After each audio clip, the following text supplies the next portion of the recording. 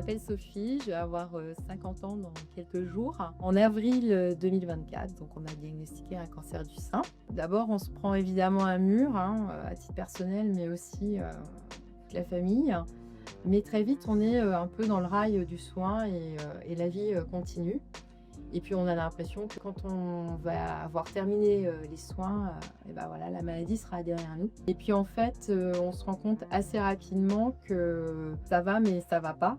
Et donc j'ai eu la chance de pouvoir intégrer l'Institut Raphaël.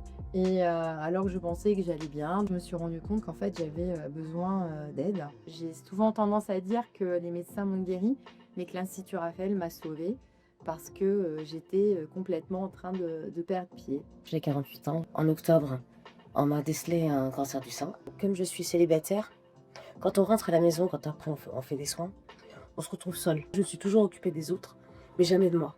Je m'oublie. J'ai besoin de sortir de cette solitude et de cette maladie. Parce qu'il n'y a pas que la maladie médicale, il y a aussi l'esprit. Que je me sente écoutée. Ce qui est bien à l'Institut Raphaël, c'est qu'on n'est pas des patients, on est des êtres humains.